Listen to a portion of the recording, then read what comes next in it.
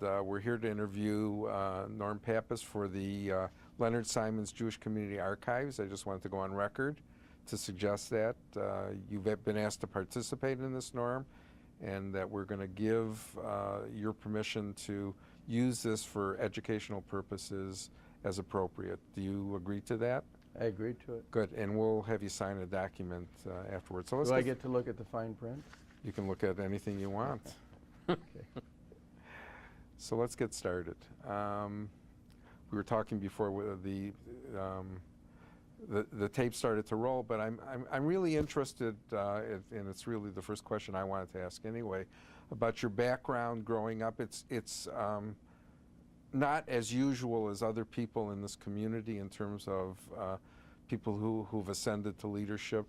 So I'd like you to tell us a little bit about your background, how you grew up, how and where you grew up, and your parents and those kinds of things, and we'll talk about that. Okay. I was born in Midland, Michigan.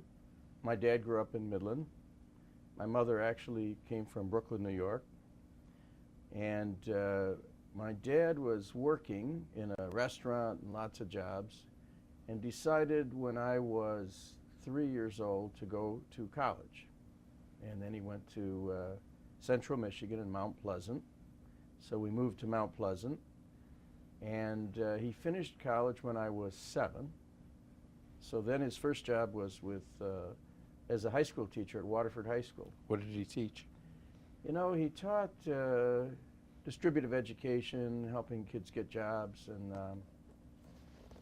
then so we moved to Drayton Plains, and we lived here. I was bar mitzvahed at Temple Beth Jacob in Pontiac.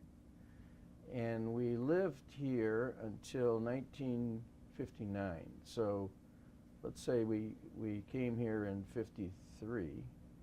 And my dad, in the meantime, he went from high school teacher to coordinator of the high schools in Flint, which he did a commute. And then we moved to Marquette, Michigan. And in Marquette, Michigan, he was the head of the business department at Northern Michigan University. And I was the only Jewish person in my class. So that was interesting. We had 5 Jewish kids in our high school, my brother, myself, and 2 sisters and another guy. And the temple was in Ishpeming, which was about a half-hour away. And my 2 younger brothers, I have 2 brothers, were bar mitzvahed, and I was confirmed. And my teacher was Bill Cahotis. And recently there was an article written about Bill, I think maybe here. And Rabbi Yaskowitz interviewed me, and he was asking me all kinds of questions. And I said, you know, you should talk to my mother, because she remembers better than I remember. And so my mother got to be involved. So let's talk about your mom. We talked about your dad. Let's talk about your mom. She came from Brooklyn. How did they meet, and how did what did your mother do in terms of her education, in terms of her life? Well, it's interesting. In the North. My dad met my mother when she was 14, and she was a beautiful woman, but he didn't know she was only 14. They ended up getting married when she was 18. And my mother's only 20 years older than I am, and my brother, Ed, is less than a year.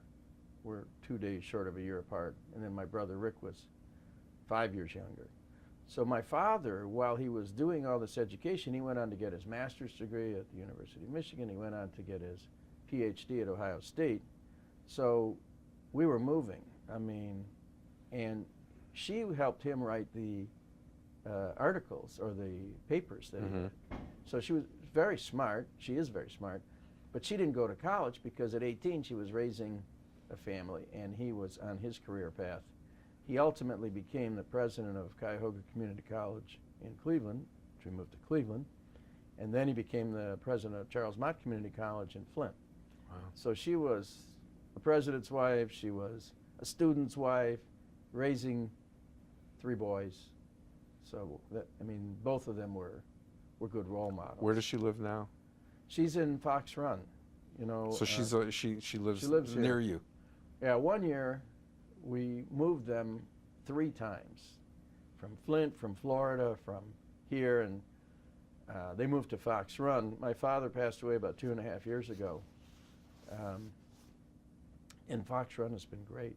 And the Jewish population is getting larger and larger. And they have a facility that my father spent his last 2 years at, which was not a nursing, but it is, round-the-clock help. Fact is, he passed away. I was given my last speech as the president of the foundation. That was kind of tough. I didn't know it, but I was there, and then I got the call. Oh, wow. But, you close to your dad? Yeah. It's interesting.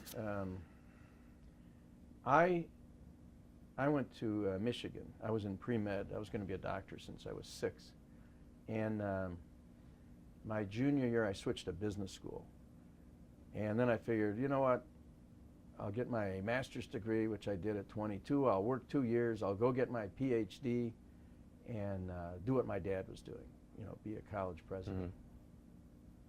But I ended up in Detroit. I was, after I graduated, my first job I went to work was with Armour Dial.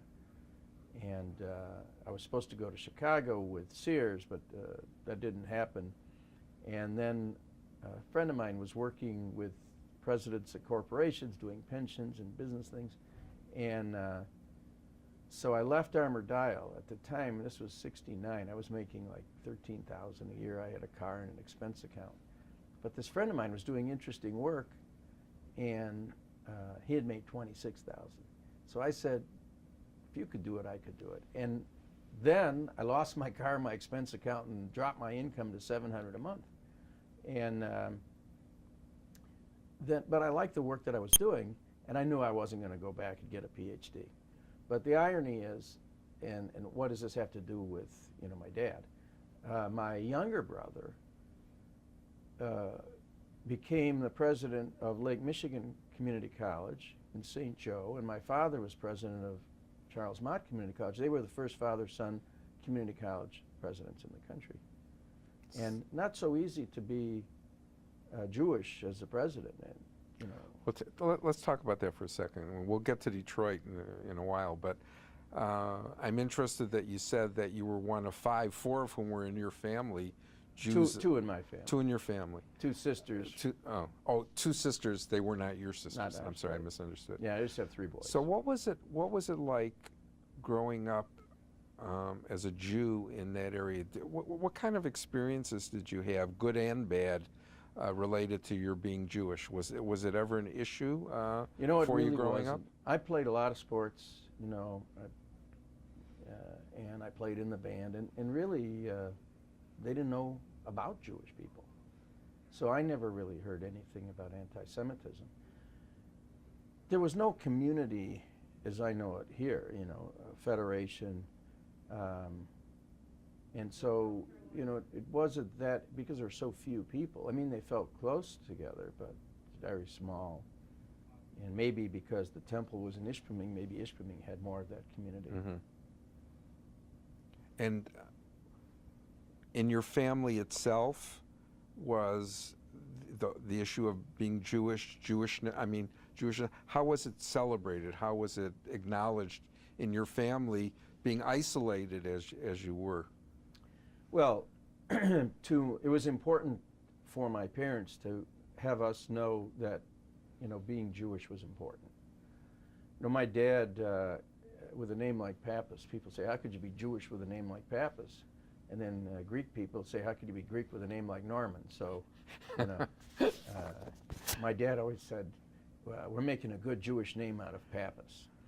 But he never hid the fact that he was Jewish, even though it might have precluded him from getting a job in a particular place. Did it ever? I think there were times, when you're in the educational world and you're going to become a president here or there, it has some impact. Uh-huh. My brother, the Lake Michigan president, became president of National Louis University in Chicago, and today he's president of Davenport University.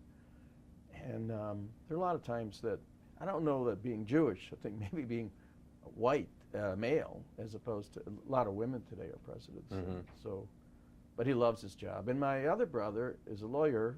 Yeah, I know it. He was the first Jewish person elected to be president of the state bar in the state of Michigan. So lots of accomplishments in the Pappas Well, I family. mean, just the Jewish. And where did the whole issue of being Jewish fall in your lexicon of priorities when you were growing up? It wasn't that. I mean, getting a bar mitzvah, getting confirmed, celebrating the holidays, but it wasn't a community activity as I know it today with our federation. And what was the seminal moment, if there was a seminal moment, that made you decide that in addition to your career, which has obviously been extraordinary, that you wanted to devote your volunteer life in great measure, and I'm sure you've done other things as well, but in great measure to the Jewish community? Was it after you moved down into this area? Why don't you talk about that a little bit? I think the thing that probably got me and Susie the most involved was our trip to Israel in 1977. And I had a friend in Philadelphia, Mark Solomon, who kept saying, give me 10 days of your life, it'll change your life. And at the time we had a 2-year-old and a 1-year-old, and going away for 10 days and trying to build my business was like a big commitment. But we did decide to go. We went November of 77. Sadat happened to come over at the time. It was very exciting. But the thing that I took away the most was I just felt like I wasn't doing my part. One, from a money contribution perspective, and two, from actually bringing people to Israel. So we made a commitment that we're going to bring people to Israel. We're going to bring our friends to Israel. And then we subsequently, have led a number of missions to Israel. And our kids, our son spent his junior year semester in Israel. Both our daughters spent time in Israel for school. One time, Leslie might not want me to say this, but we were at dinner and she said, it's no big deal being Jewish. So I said to Susie, I said, you know what, we're going to take them to Israel. And we went on a family mission and it was fantastic. So that initial trip, coming back, getting involved in the community, and then many of our subsequent trips, we've had some unbelievable experiences. It's been great for Susie and myself. It's been great for some of our best friends or people that have gone on the missions with us.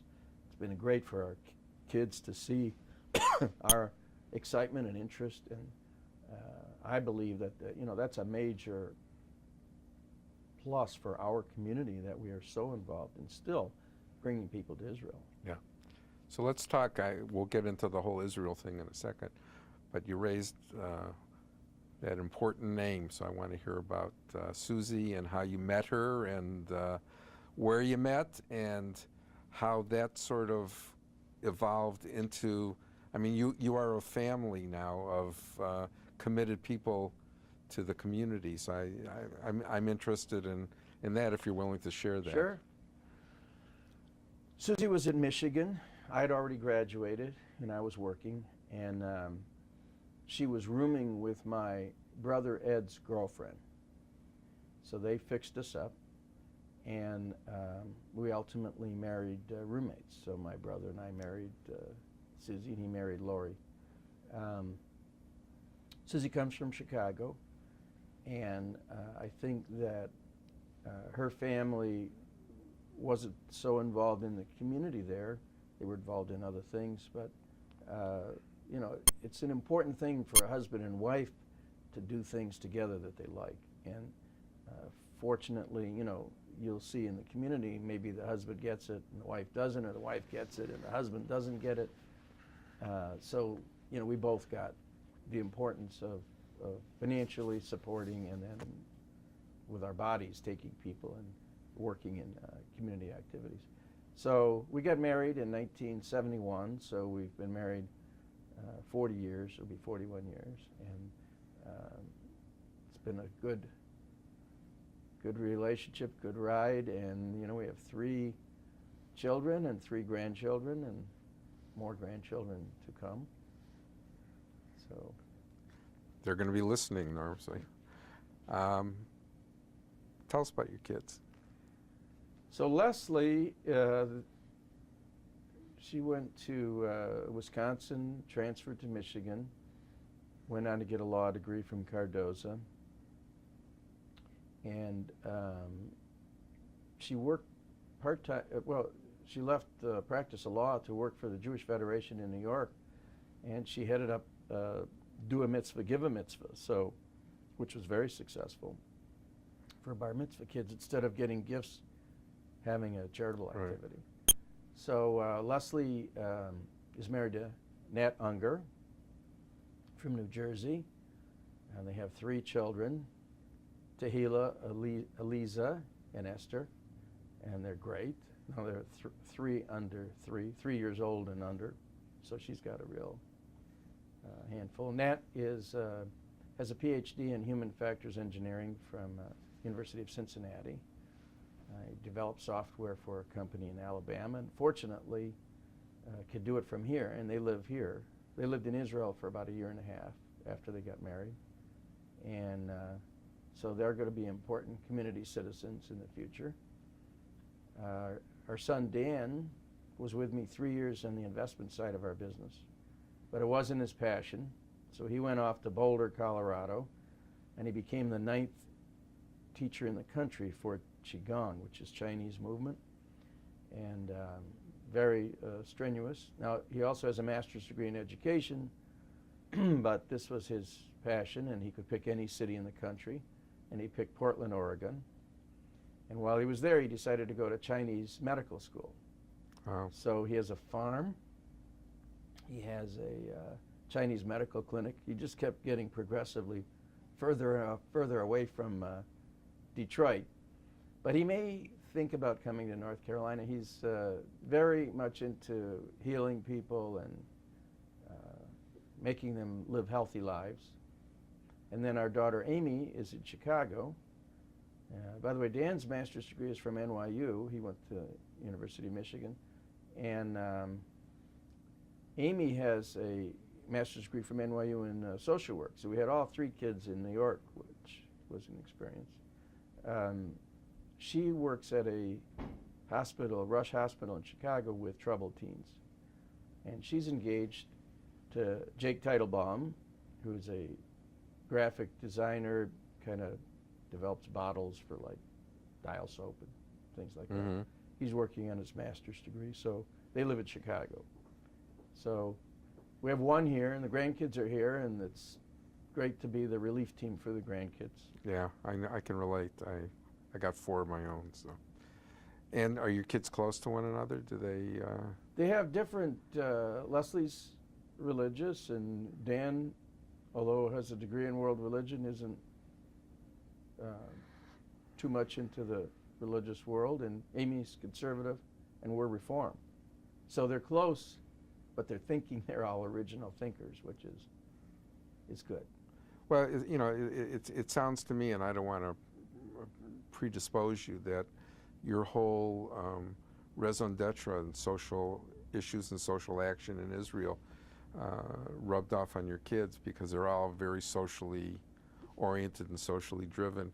Are they interested in the Israel-Jewish issues as well? Or yes. Is it, yeah. But I'm correct based upon what you said. I mean, they've all done something that is for the betterment of mankind, if you would. Oh yeah. I mean, think that's. Amy's very active in Chicago in the Jewish Federation and some activities, and Leslie's very active in the community here and with Aish, and she's on the board of the Jewish Community Center. And Dan is out in Portland, and we'll see what activities his future will look like. So let's talk a little bit about you, back to you again, since this is an interview about you. You know, a lot of people in the community do their minimum to be good citizens of the Jewish community. And it's those special few that make the decision to step up, if you would, and to really say that this really needs to be my priority, and this really needs to be something that I not only want to do but have to do. So what were the things, beside the trip to Israel with you and Susie that really said, to you that I wanted to be a leader in this community and to make a difference that way? Well, when you go to Israel, I mean, you just see all the good things they're doing and the commitments they make. And what's our commitment? Our commitment is financial, and our commitment is getting other people involved. And a lot of the trip shaped our thinking. I mean, it wasn't just the first trip. The second trip we went in 1980, we led that with a national group, and we ended up going to Vienna, Madhausen. We met with Simon Wiesenthal in his office, and he said this is where Gestapo headquarters was, and that's why his office is there. Fanny Fenelon was on the trip with us. She was at Madhausen. They had a movie about her and Playing for Time. So that was an interesting experience. And again, you're always seeing, what are the agencies doing while you're there. We went on the first miracle, or I went on the first miracle mission. So that was really an eye-opener to see all people that had never been to Israel and how excited they were. And the paths, when I was 50, I decided I wanted to try out for the Maccabi Team. They have like a Jewish Olympics, and I made the team and spent 2 weeks in Israel. That was a whole different kind of experience, and my son Dan and I went, and fortunately, I was able to win a silver and a bronze, but it was a lot of hard work in Tel Aviv hot weather. Susie and I led a mission one time with Larry Jacquier to Spain and Israel, and David Hermelin was on that mission, and it's a lot of fun. And so we got to see Spain. So, not only are we helping the community, helping people, I think everybody who's strong enough should be rowing the boat. Thank God we're not on the other side needing the help. And we've gotten a lot of great experiences and friends and knowledge in the process. So and I think the community cements, follows up, tries to get people involved. So Israel has obviously been a driving force in who and what you are and who and what you do. What has been your interest? How has that been translated to the local community? And what have been your interests and priorities in the local community that sort of merge and are married to your interest in Israel? So Federation has been a major play for us, but I also got involved in some other things. I started the Friends of the IDF back here. Hanan Lease was my president and helped, and I felt like a friend of mine who was a general in Israel asked if I would do this, and you don't want to detract from the central core of the community, but I feel like if you get people involved in a charitable activity that they haven't been involved before, it'll spread back to the Federation, which it has. And the Friends of the IDF, fortunately, Sherry and Alon Kaufman and Gary Shipman, they've taken that. So it's a major success every year. I was chairman of Bar-Ilan, and on one of our trips to Israel, we went to visit Bar-Ilan University, and a lot of the people that were there became the dinner chairman for Bar-Ilan. I was chairman of Weizmann Institute, and we provide scholarships at Weizmann and at Bar-Ilan. And so people that were involved there, we try to say, we should be involved in Federation as well. So, I sat on the board of the Jewish Community Center, and then lots of committees, and ultimately, my last major job was the campaign chair. I was campaign chair with Doreen and Hermelin and with Larry Jacquier, and then president of the foundation. Peter was president of the Federation, then Nancy Grossfeld, Alan Nachman before me. So, you kind of get to know people over long periods of time and lots of people. What do you view as the important challenges that are? Well, let me take a step back. I'll ask that question in a second. I'm more interested in this question for now.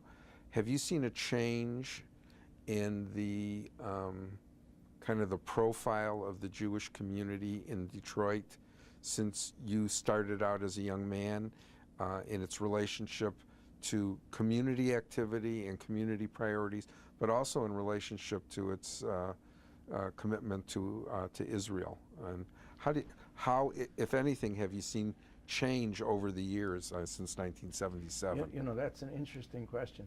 It's my first interesting question. Yeah, no. Of course, Michael, I've known you a long time, and you've been a really good in the trenches worker for this community. Thank you. As well as a good executive. I went to my first fraternity reunion at the University of Michigan last year, and they were making a movie about the 60s. And so I don't think we'll be in the movie, but they interviewed the guys that were there, and they wanted to know what was it like in the 60s versus what was it like now. So that's why, you know, to give you perspective, I would say this community is strong, and it was strong back when I got involved in the 70s. I think there's some differences here. First of all, the lay leaders did a lot more of the solicitation. Today, the professionals are very involved in the solicitation. And do you view that as a good thing? I think it is a good thing. However, I think we need to get the lay leaders to be back in the fold. And the reason for that is there was a lot of peer-to-peer pressure to give to the community. You know, so business people who did business with somebody said, I want you to be making this gift. And I do that today. If I'm going to do business with somebody, I want them to be part of the community, and I think it's important that they show that. It'll be good for them as well as good for the community. So I saw more lay leader solicitations. I think another major difference is we had a larger population. And today, we have a lot of infrastructure and a downsized population. So what does that mean? We have, you know, maybe too many country clubs for the Jewish people, too many synagogues, you know, and there are political issues as to, if we're downsized, how do we take care of the people that are in need? And yet, Detroit is the second largest, oldest community next to Florida. So the older people are moving back, and the younger people are moving out. I mean, we've had a lot of people that are going to Chicago, New York, Los Angeles. So I am seeing a resurgence and emphasis on let's bring the kids back. But to do that, we need to have jobs. I mean, back then, you know, the auto industry was strong. Detroit's a city that served three masters, General Motors, Ford, and Chrysler. Right. And then two of the masters went bankrupt, trying to come back. But even so, where you don't have the population here, it makes it tougher. So there is a difference. Do you view that as our largest challenge, trying to keep the community vibrant and bringing the young people back into the community that will help us in the generations ahead? And what do you think our chances of success are? First of all, I think there are several challenges. The other thing about the past is we had a lot of really major givers. Max Fisher, Sam Frankel, Sam Grand, you know, that are not here, and now the families need to carry on. And the Fisher family's carrying on, and the Frankel family's carrying on, and unfortunately Steve moved out of the city. You know, Al Taubman is here, and you want the families to continue on what the parents had done, and that's a different maybe challenge or work program for our leaders. But I think the critical issues are, yes, let's bring young people back. We have to find jobs for them. Let's get them engaged in the community. I think Scott Kaufman is doing a good job of the outreach and the new gifts. I think that his team has very good people. I think there's a very good relationship between the leaders and the professionals that are here. I think our elderly absolutely have to be taken care of. I mean, you know, that's with the size population we have.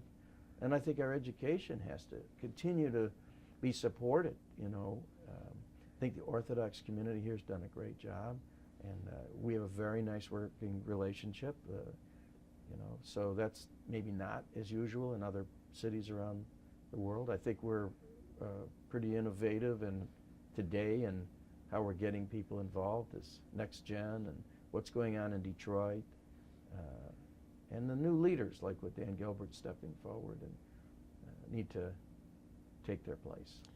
Do you see a difference in the way our agencies interact with one another over the years?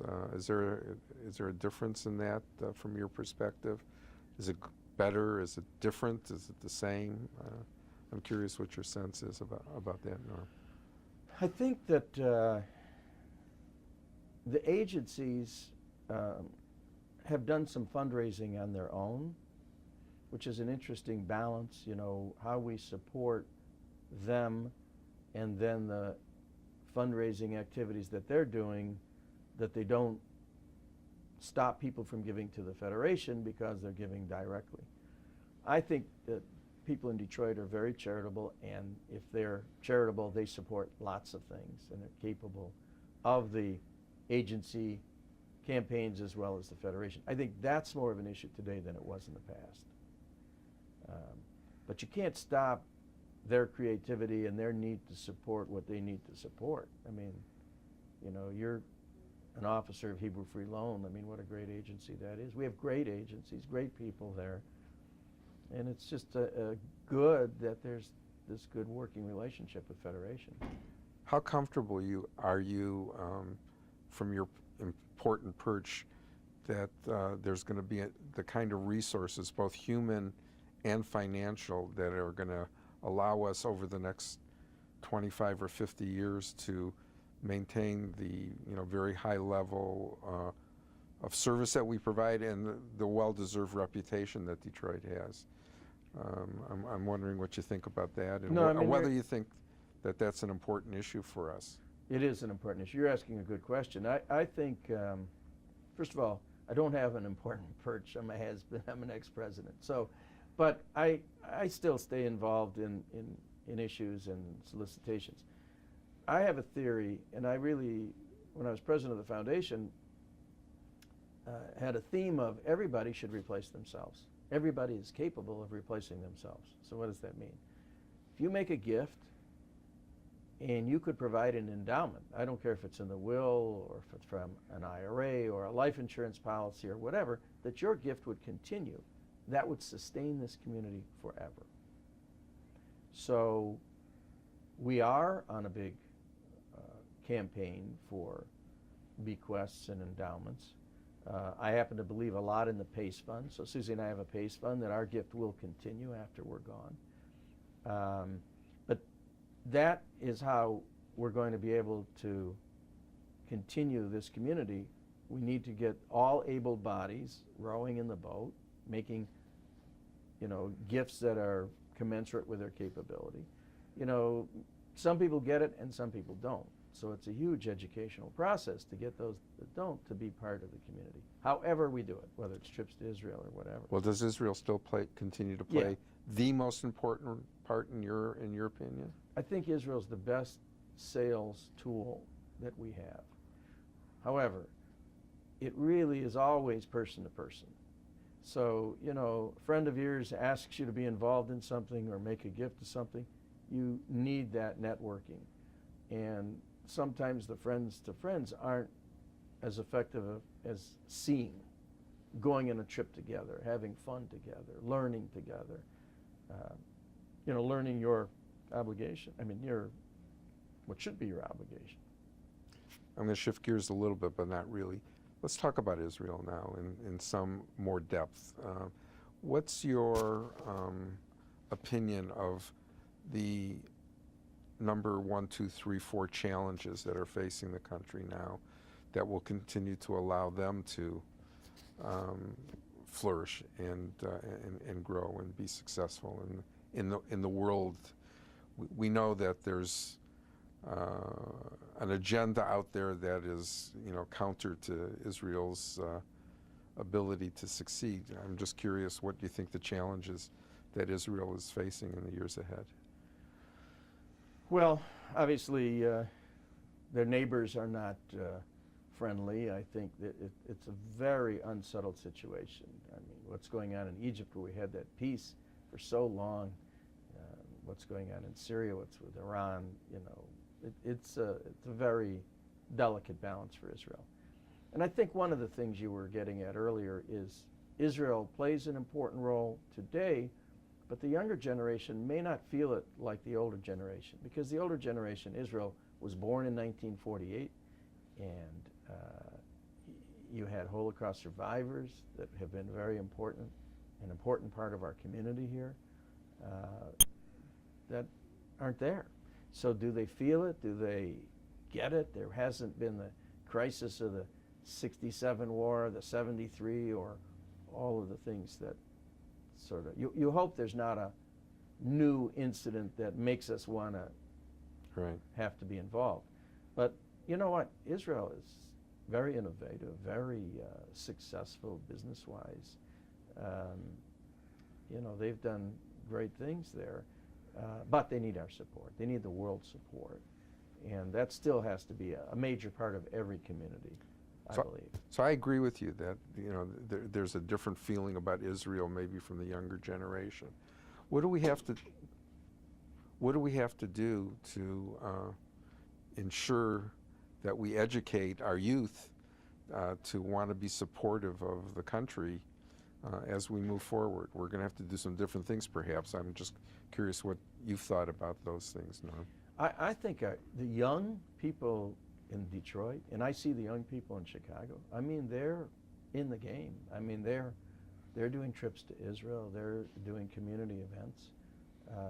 I think we need to continue doing that. I mean, it's educational, and the communities need to continue to foster those good relationships. Even though, you know, maybe there's a missing generation somewhere that isn't so involved, I think that the young people, if their parents are not involved, those that are engaged will get their parents to be involved. And so we need to work upward as well as peer-to-peer level. That's an interesting point. Do you think that the community recognizes that we have to sort of manage up as well as manage down? You raise a very interesting concept that I have not heard with other people that I've talked to. No, I think, you know, listen, what's the parents' Achilles heel? It's their kids. It's their grandkids. They want to do things. And I think that, you know, it's like my daughter Amy had a rough boss in her prior job, and I continually said, you need to manage up the boss, you know, because, and the same thing here, as the parents. You know, Simcha Tolwyn is doing a great job with Aish in the developing communities, and those families, as they engage their parents, is very effective. So yeah. I think that's a important activity that the community should watch. Are you confident that as we move forward in the years ahead that we will have the pool of leadership that will be able to continue, you know, as I said, I think I asked the question in a different way before, but do you think we're going to have the pool of leadership that will allow us to continue to be a leading community in the... I do. I think that if the families stay strong from the patriarchs that we've had in the Detroit area, you have that base of support income-wise, and you provide the leadership training and identifying the people that are the future leaders. You know, I don't care if it's the campaign, who's the generation, who are the next 10 people you want to be campaign chair. Federation president, foundation president, women's, you know, I probably, our women are very strong here, very well organized. The young adult divisions, the leadership cabinet, they're strong and well organized. You take that in combination with the able-bodied, capable, giving, you know, Detroit gives at levels that other cities around the country don't do. They don't get it in other cities, that it's started with that peer pressure back when, and we've tried to maintain that. So I think Detroit will continue to be successful. We have to figure out, you know, do we have too many institutions that need to be consolidated. We'll talk about that for a second, because you raised that issue earlier on, and I made a little note of it, but now you raised it again. What's your sense about the infrastructure of the community and what might have to be changed to keep us vibrant and vital? Well, look, those are hard subjects, because do we have too many synagogues, too many temples? Should there be mergers? You know, people love their rabbis, they love their place of worship. How do we get everybody organized where maybe we have a buying pool? I mean, how can we help them? And we have good relationships with the synagogues and educational schools. How do we help them be more efficient in staffing, expenditures, fundraising? And I think that's going on, but that's not been accomplished.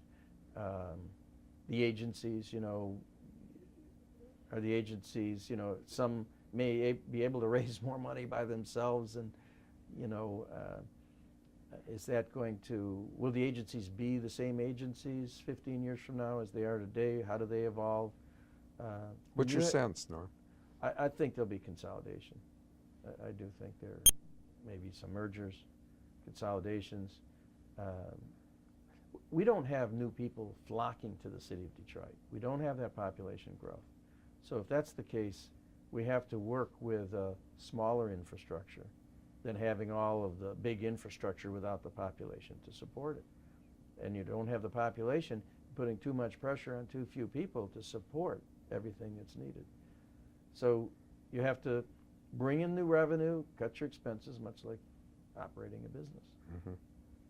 What do you think the priorities are going to be in the, you know, the 3 or 4 most important priorities are going to be for the community in the years ahead? Well, again, I think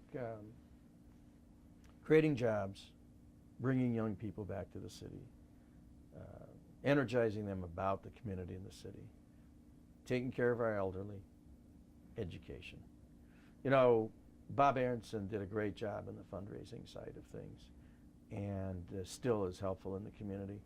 Scott Kaufman, very creative, outgoing, networking, bringing new people involved. I mean, so, you know, there's a time where you have different bents, but you never can give up the bringing of the revenue in and the involvement of as many people as possible. And I think that, you know, those challenges, the elderly, the sick, the education, the agencies that we have, we've done great things with the agencies. I mean, look at the JFS and medical support, helping people who have lost their homes. I mean, it's unfortunate we've gone through such a difficult time. And there are legitimately, you know, I say some people don't support the way they should. There are people that used to support that can't support, and we have to understand that too, and help them. So, you know, those are large challenges to a very small population with a lot of large needs. Right. So we've talked a lot about community and about your involvement in the community. I'm curious who you view as some of your mentors, some of the people in the community who, when you look back, you can say, you know, those individuals really helped make a difference in my life and in my life as a community. I'm going to use the word leader. We've had a lot of good leaders here. You know, I think, you know, you take a Max Fisher, I mean, who on a big level, but, you know, I look at maybe the first thing other than Federation I got involved with was Bar-Ilan, and Bob Naftali and Emery Klein asked me to come to a meeting, and then I get to the meeting and everybody's congratulating me, and I said, for what? Well, you're the new endowment chairman. I said, I didn't know anything about that. So, you know, there are ways of getting you involved, you know, which is fun if you accept it the right way. You know, leading missions with Larry Jacquier has been to Israel so many different times, and I spent a lot of time with David Hermelin too. I mean, we did things, talked about things what a great role model he was. And watching Emory Klein solicit, I mean, you know, or being on the other side of Emory, you know, it's a nonstop education. But, you know, there's lots of people, you know, Aronson being the Federation and watching, you know, what's going on, and, you know, being involved with Scott and watching what's going on with him, and, you know, being co-president with Peter Alter and Nancy Grossfeld. I mean, you know, everybody's got different ways of, but the hearts are there and the commitments are there. But, you know, everybody that's a leader, they have to, you know, when I first started, I mean, I had a 2-year-old and a 1-year-old. I had to get my business off the ground. Still, you had to do something physically. You know, I played basketball at the Jewish Center at the time, and, you know, today it's still now grandkids and kids, and I still like my work. I have 30 employees, and I play tennis 3 times a week, and, you know, your people that are involved have other parts of their life they need to maintain, you know, their health and their vitality and their interest. But those that stay active, I mean, look at Bill Berman. I mean, you know. God bless him. So, you know, those are good role models, the people that stay active, you know, for their whole life in the community.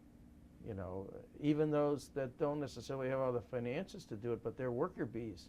You know, they're just as important and valuable, making calls, you know, so, you know, kind of observing all the different people in different parts, and,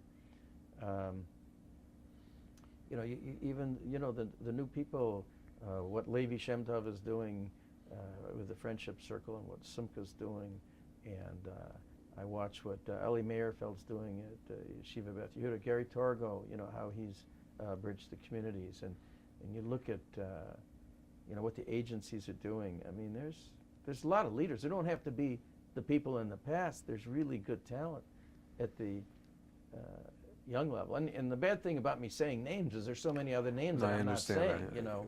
It's a slippery slope, I understand, yeah. but it's still an And you wanted me to mention Michael Burke, Absolutely. you know. So, you know, there's a lot of leaders that you can have fun, you know, looking back and seeing what they accomplished. Yeah. I want to ask 1 or 2 more questions. This is a question that's sort of a priority of mine, so I'm going to insert it. I just was invited and agreed to serve on the Wayne State University Hillel board. And I did that, the reason that I did that was because my concern about kind of the interaction and inability for the Jewish students to counteract some of the things that are going on campus related to Middle Eastern politics and the Arab community. I'm wondering whether or not you have a similar concern, and what you think are some of the things that we need to do to better prepare our students to be able to counteract some of the things that are going on, not only in the campus at Wayne State, but at the University of Michigan, and really all over the country. I don't know if that's something that you've given any thought to. No, I think that is very important. And we have people taking leadership roles there. I mean, you know, the Jewish News has taken an active position there. You know, there are a lot of people in the community. I mean, Florian's done a lot of things there. I shouldn't forget to mention Leonard Simons. I got a chance to spend some time with Leonard, which he was a great guy. So this whole, the archives is so important, and nice that he's remembered by that. Yeah, but I think we need to educate ADL. It's got good educational programs. Very important to be on the campuses, and the Hillel activities are very good. You know, that's good that you're doing that. I think that, listen, this is the largest Arab population in the United States. Correct. You know, right here, and we should get along and understand each other. And I was on a TV program one time, and it was interesting. It was a difficult subject to be on with the Arab community, but you know, we had a nice conversation and understood some things, and so Very important. Yeah. Last question for me, and then we'll just see if there's anything else that you want to talk about. What's how would you characterize the volunteer professional relationship in the community, and what that relationship should be, in your opinion? So I think that it should be collaborative. And I think that working together, getting more lay leaders involved in helping on the solicitation. I think the pendulum went where the professionals, and University of Michigan and whatnot, it is all about professionals more, Correct. I think, than it is here, where we still have that collaborative effort. But through the years, there's things I got involved with the professionals that they let me come up with. For example, when I was the campaign chair, there was a challenge fund in Philadelphia and a challenge fund in Houston. And I said, we should do the challenge fund here. And they did it. I tried to get a particular person to do it, and he wouldn't do it. So the first year we had to have a whole bunch of us do it. But no community in the country has sustained the challenge fund like we have sustained the challenge fund, which has been very important. So that isn't just professionals separated from the lay leaders. I mean, that's been an important thing. So the people I've been involved with, and then we started the President's Club, because I kept asking people to join the President's Club, but we never had one. It was a $10,000 commitment level. So I said, we have to do something, which we had a black tie at the beginning. Mm-hmm. So I like the staff that we have. I'm always very supportive of the staff. I think they're very hard workers and very committed, and so I think the partnership is very good. Good. Are you confident that we're going to have enough resources, both human and financial, to meet our needs in the future? Yeah, I think it's a mission and a cause that the strong in this community are not going to abandon. And yet you have to discover the new people that maybe haven't been involved to buoy up those that have fallen by the wayside. We're not going to fail at this. From your mouth.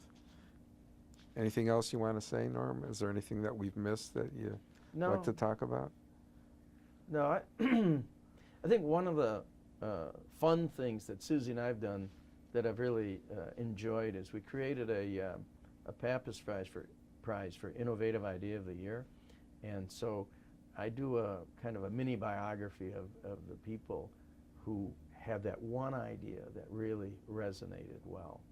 And that's kind of what you're doing. I mean, when you're interviewing people, you're getting a biography of where did they start with, how'd you get involved, what's important about it, and I find some things they did in high school or college that they might not want people to have known that I bring to the surface. But listen, this has been an important part of Susie's and my life, and she was president of the Women's, and she's very active in getting new people involved, young women involved, and soliciting. And so it's nice for a husband and wife to be on a similar mission. Absolutely. That has importance, that shows well with the kids and gets the kids involved. So listen, one of the best decisions we ever made to take that trip to Israel, even though I didn't want to take those 10 days, because that really turned us around. Yeah. What were some of the innovative things that really have piqued your interest, that have won the Pappas Prize? Can you think of anything that comes to mind? Well, there's a lot. I mean, the first one was the Grant Makers Mission to Israel, where non-Jewish people went to Israel. Always a good thing. The elderly concept, ElderLink, and even we had a brown bag lunch. One of Bernice, she got people to learn at lunch together. We tried some things. Gelly and David Contour tried to get the Russian community involved, and we had. There's just so many things. Andrew, I think, was involved in the Fisher Mission to Israel, and Carrie Alterman had the business link. I mean, they're all great, and really, it's kind of fun when we get together. We have all the past winners, and it's a democratic decision. And what idea had the most important impact? I mean, and it's people that are sort of in the trenches that aren't like visible. Now you asked me the question. I almost should really now make a list of all of the Well, people that you won can and what always they supplement this a little bit later on, but that's okay. But it's interesting that you say what you say, because you mentioned David Contour, you mentioned Andrew Eck, you mentioned Carrie Alterman, you mentioned all these young people are now giving back to the community in a leadership way. So you're to be patted very strongly on the back for your support of that kind of thing too. And it really sort of is instructive of what you said, that if we mold and support our young leaders, our security is ensured a little bit. So well, and it's fun. It's fun learning about how they came to their job and what they did, and how they got to the idea, and then how the idea has impacted the community. Yeah, it's great. It's been a very worthwhile, fun activity. Yeah. Norman, thank you. If there's anything else. No? Yeah. You're a great interviewer. I think that 60 Minutes might want to consider Mike Wallace's replacement. Well, I'll stick with my day job. All right. Thank you, Norman. Thank you.